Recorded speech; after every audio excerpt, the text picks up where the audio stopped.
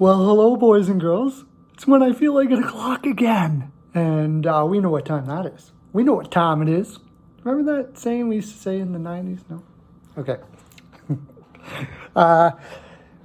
I've been getting so many letters about what my mock draft. Well, I kind of did a mock draft before this. You can go check it out.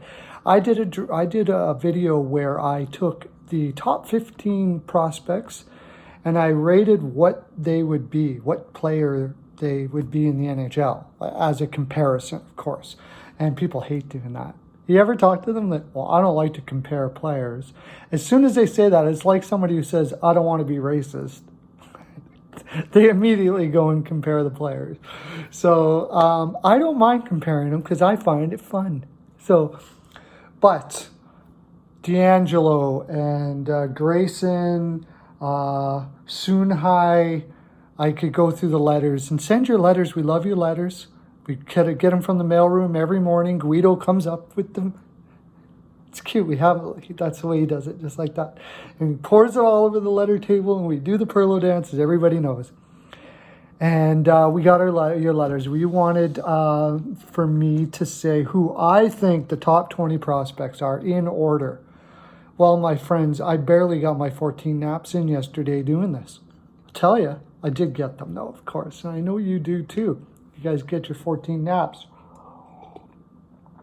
Except for John from Ricketts Picks. He apparently can't get any at all. I don't know. He's going to drop dead eventually. But I had John from Hot Takes. And what is it about John and hockey guys? John from Off the Wall Hockey has been on. And there's another guy who does, a new guy. I'll get you his name here. He's good too. But I love all you guys. I love all you hockey guys out there that have your different channels. And Hot Takes Hockey. He's got like a bajillion followers, and he messaged on my thing, and I was just like, wow, you're great. So I got Hot Takes Hockey. I got you some pearls, my friend. John, I give him pearls every day, so he's probably got enough, but I don't think I've ever given you. So here we go. There you go. And I hope you got your subscription. I'm sure you do. I'm sure you're subscribed. Subscribe and hit the bell, and we will give you your My NHL Pearls of Wisdom necklace. Melissa or Hernandez will get in the Perlocopter and send that over to you pronto. Right, Melissa? Melissa? Right? Right. Shouldn't you be in the Perlocopter now? Lunch. You can eat lunch in the Perlocopter. Yeah. Slave driver. You're driving a helicopter. How hard could that be? Okay. Anyways. Okay, bye. Let's get to it, shall we? Top 20 in the land of for prospects for the 2020 draft. And the first one is going to create a little controversy. And by the way, I forgot about Gravite. Gravite does these. And Gravite's really big on Gravite. Check him out. He's also got a wonderful channel as well. Should be sending him some pearls. Maybe next time, Gravite. He's big on this first one that I got. It's Anton Lundell. Swedish dude. And has been ripping it up over there in Europe. However, a lot of scouts have him like 10, 13, 14. I think Button is the only one that has him lower. I think he has him 16. I have him 20. And the reason why he could really burn me, because he's got hands, he's smart, he's an intelligent, very intelligent player. But I'm just a little about his skating. And they'll say, well, a lot of people say, well, he plays in Europe in the big ice surface. Well, I hate to tell you this. Big ice surfaces like that actually do not need as fast a skating as they do in small ice surfaces, because you can play angles more. You don't have to go down into the corners. In fact, You got to have some kind of a speed to do that, and most don't have the speed because you'll put yourself out of position. So slower players tend to do better in Europe, believe it or not. Look at Kovalchuk's numbers, and then he comes here and it's like, and I know it's a better talent, but his numbers were over in Europe were good enough that he should have been better when he came here. He's not a super skater. Well, he lost his skating is what I should say. He was a great skater, but coming back, he didn't have the speed to be able to put it all together here. But probably would be fine if he went back to Europe. Okay, next one. Jan Mysak is who I have next. He played for Hamilton and is from the Czech Republic. I just love this kid's overall game. I actually think I might have him too low here. Sometimes I let the other scouts talk me into not putting him where... I did that with Peterson in 2017.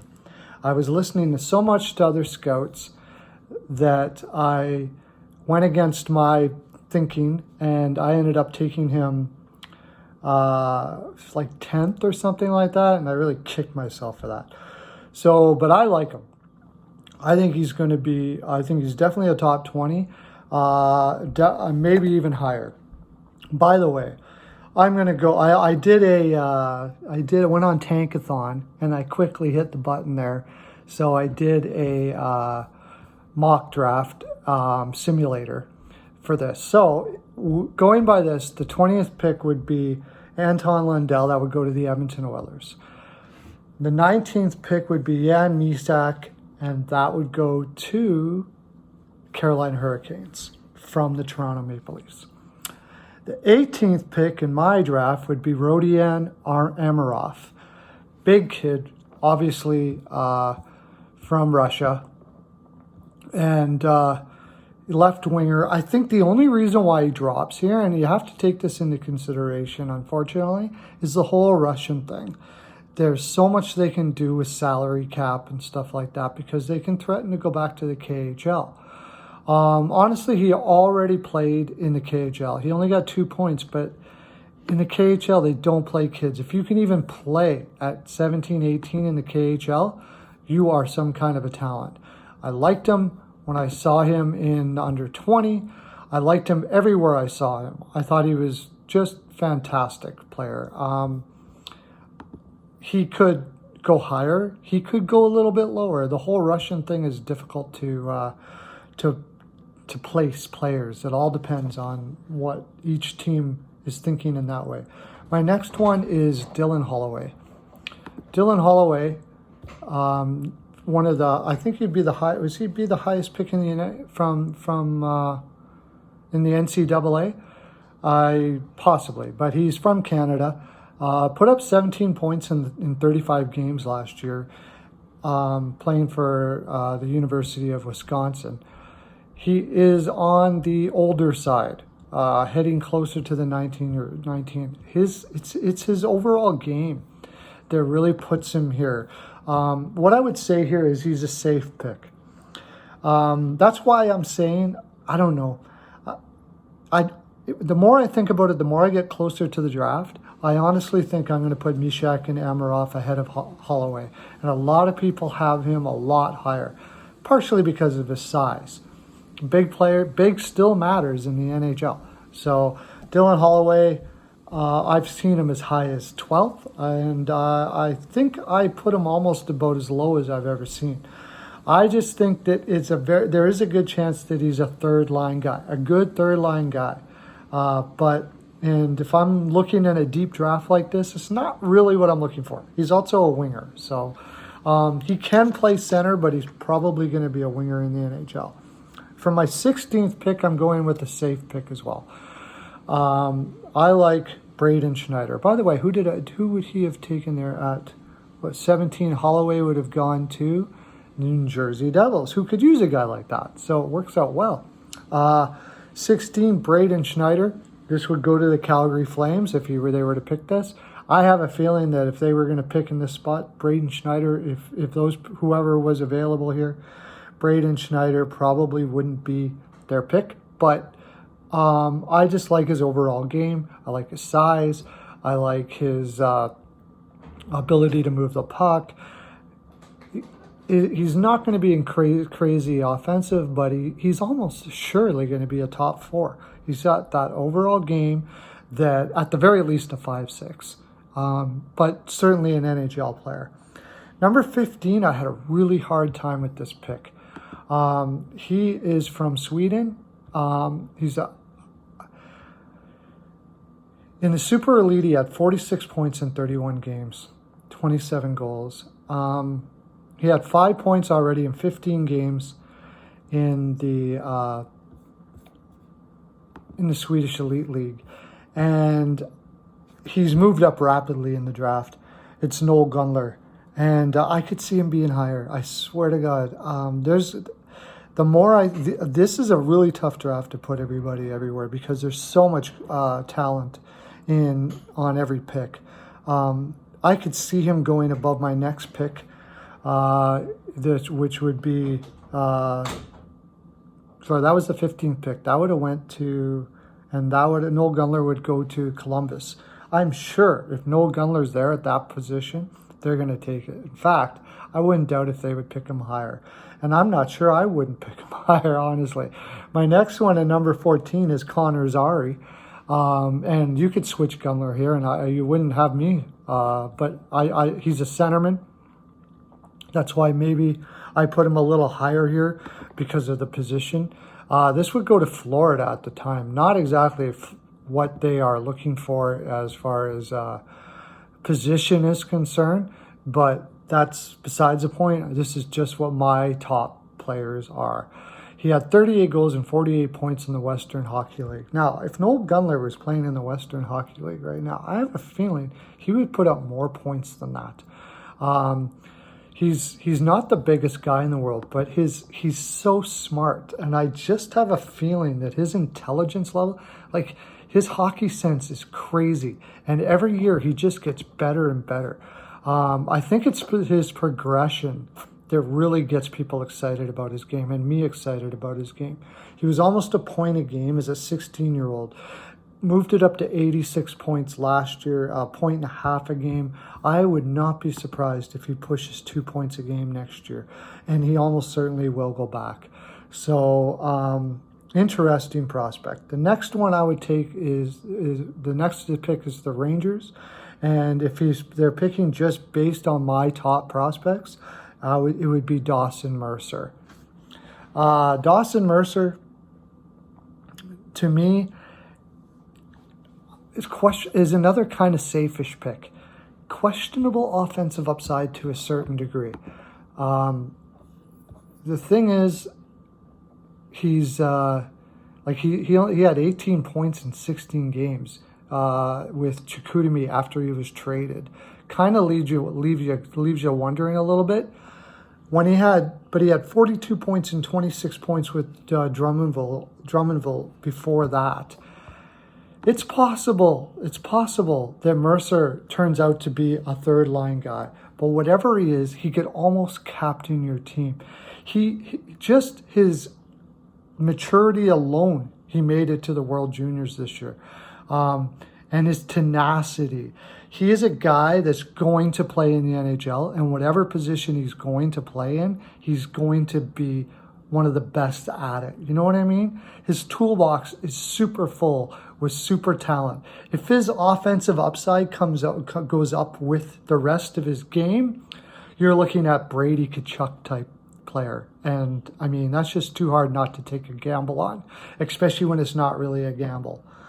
What do we have here? Number 12, which would go to Winnipeg Jets. I have Jake Sanderson here. And the reason why I have Jake Sanderson here is because he's another one of these guys that are kind of late blooming. He's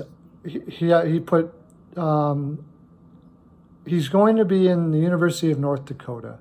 He has pretty good size, but his physical offensive game or overall game puts him in a position where he's probably not going to be a huge offensive player. but he's going to be like a Josh Manson, it seems like. Just so heady, so smart. For sure a 3-4, maybe a 1-2 like a Josh Manson type player. Call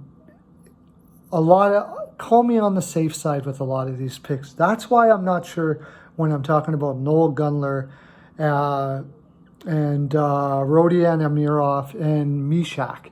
There may be teams here that say, I like their offensive upside too much. I'm not going to take the safe pick. I'm going to go with the high. Because there's a lot of things about Amirov and Mishak's game that need work. Their defensive game, their just adaptation to the NHL game and period. But their pure tools are almost too hard not to take up in these picks. But I have a feeling that most teams are going to go with the safer pick with these ones here. And I probably would too. Call me a wimp. Okay. Not to mention you need these kind of players on your team to win cups. So you don't want to miss out on a for sure top 4 draft. You know what I'm talking about? Yeah, I think you do. I'm sure you do. Next, number 11, we have Jack Quinn. Jack Quinn is just quite simply is very likely to be a 30-goal scorer. And did that ruin my... No. Is very likely going to be a 30-goal scorer. And who would they take there if that was number... Where do I have him? A number 11, right? This would be the Wild. I think the Wild will take them here. Wingers is not where they need. I think they would be looking more for defensemen. They could take Jake Sanderson here at this spot for their purpose. But I'm talking about, as far as a player's talent is concerned, I'm going to take the 30-goal scorer. That's the reason why. I just think there's more value in Quinn's overall game. Not to mention, he's pretty good defensively. He's a pretty good overall player, too. So, fantastic prospect for sure. Then we have, so I'm going to probably surprise some people, but I'm not going to surprise Gravity much because he had this guy at 11. I'm taking Seth Jarvis. 2-point-a-game player, speed like crazy, plays like a Gallagher type game, but more offense. I mean, how do you not take this guy? Seriously, he's got sick hands. I'm not making the mistake I did with Peterson here. This is a guy that can have that might have that type of talent, and he's a winger though, not a center. If he was a center, he probably would be higher in the draft here by a lot of people's standards, or at least in this spot. Of course, it's the size thing, but I don't think size is going to matter shit to this guy. I think he's going to be putting up some crazy points, like a point-a-game player almost for sure. Put up 98 points in 58 games last year. He'll probably go back and just destroy Junior next year. It's going to be absolutely sick. So yeah, I love the guy. That's just saying. Okay, so number 9, and by the way, what did I say? Did I say who that was going to be? Where did I have him? I had him at 10. So that would have gone to Chicago. So I don't know if they're actually going to pick him there because they have some smaller players there already. But just saying, that's what happened. 9th pick would be Perfetti to Buffalo.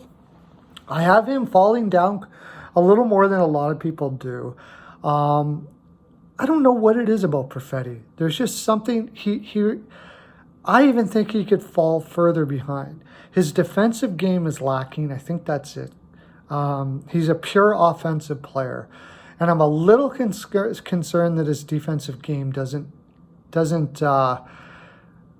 continue to where it could be. Like, he reminds me of, although Skinner's not a center, he reminds me of that maybe, and maybe not as much offense. I'm a little concerned about it. But his offensive upside is pretty sick. And it's kind of hard not to go for a center with that kind of talent. At least a very good second-line center in the league, I would say. Number 8, and yeah, I'm going to surprise some people here too, but pure talent-wise, I'm afraid I might even want to take him higher, is Askarov. This guy is a number 1 goaltender in the league, almost for sure. And we've seen where we've heard this and it doesn't happen. But you're talking about guys like Fleury that have been picked super high like this. And if he was in another draft, he'd be a top three pick. Like, it's just, this is a very deep draft. And also, a lot of teams are not really looking for a goaltender. I don't know if I would really care. I think Ottawa will probably pick him. That kind of level of goaltender can save a franchise. Seriously, can save a franchise. And I put him at 8. Number 7, Alexander Holtz from Sweden. 40-goal scorer in the league. Probable 40-goal scorer in the league. It's just, his shot is just absolutely sick. Solane-like or Lyonnais-like. Crazy talent. Anaheim would get him in this spot. I guess 8 it would have been for Askarov, would have been New Jersey, and I could see that happening. Just sick talent. Unreal. I can't even say he's good defensively. He's got a great overall game. I'd be drooling over this pick, and he would, again, all of these guys would be top 3 picks in most drafts. At number 6, who would go to the LA Kings in this simulation, would be Marco Rossi. Marco Rossi has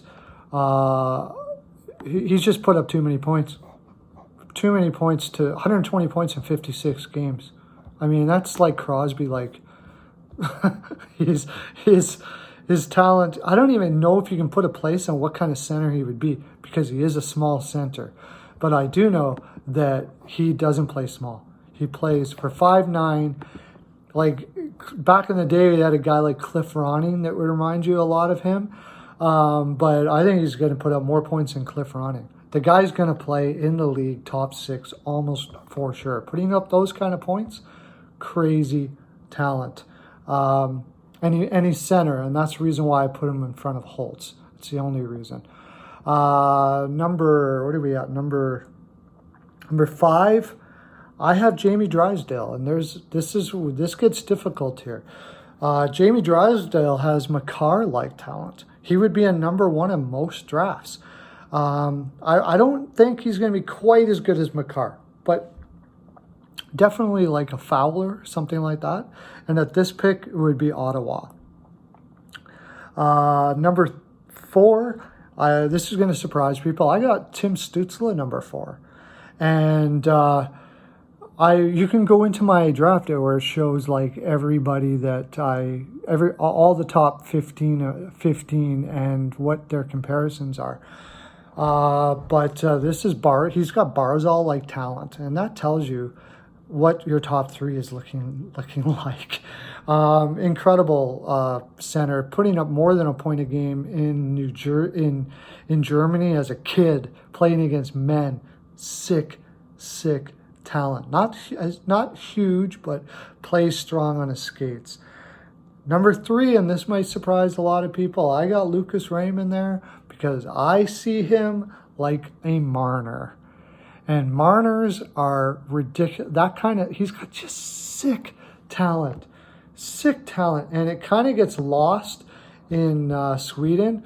But he already put up 13 points in 38 games, I believe, playing in the Swedish Elite League as a 17-year-old.